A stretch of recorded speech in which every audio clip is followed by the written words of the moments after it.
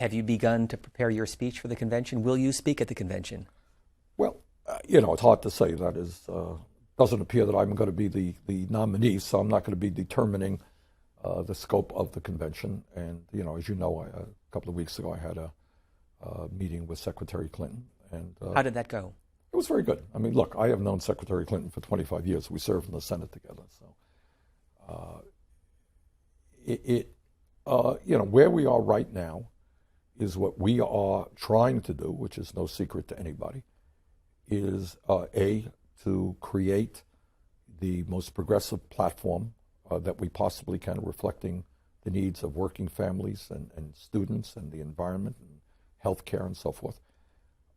And secondly, we're trying to do nothing less than transform the Democratic Party. And what that means is, when I ran in New York State, and we lost pretty badly there, you had a closed primary. 3 million people in the state of New York were literally unable to vote for either Democratic or Republican candidates because you had to be a member of the party, and you had to make that determination like 6 months before the election. I mean, clearly just an obvious attempt on the part of the leadership, of political leadership in New York State, probably both Democrats and Republicans, to make sure that they retain control of their parties.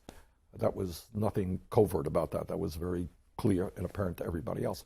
And we ran into that problem all over the country. So we want to open up the primary system. We want to transform the Democratic Party in the sense that the superdelegate situation today is very, very undemocratic.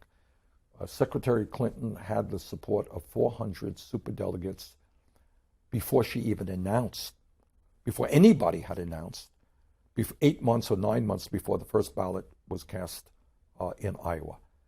That was simply the establishment coming around a candidate. I don't think that is terribly democratic, and I think we have got to change the role of superdelegates in a very profound way. My own view is that probably the best bet would be to say that superdelegates, I think governors should be there, of course, and senators and congresspeople. Obviously, they should be at a convention, they should play a role, but they should reflect the votes of the people in their state. We have won states with 70, 80% of the vote where superdelegates are going to vote for my opponent. That does not sound terribly democratic to me.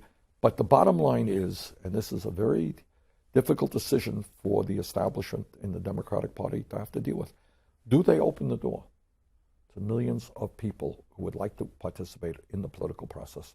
Or do they say, sorry, this is our party, and in 10 different ways, you're not welcome. We really don't want you. We're doing just fine. Thank you very much. You can vote for us. We're going to put a lot of ads on television. We hope you come out to vote. But if you think you're going to be actively involved, you got another guest coming. It's our party. That's got to change. And we're going to do our best to change it.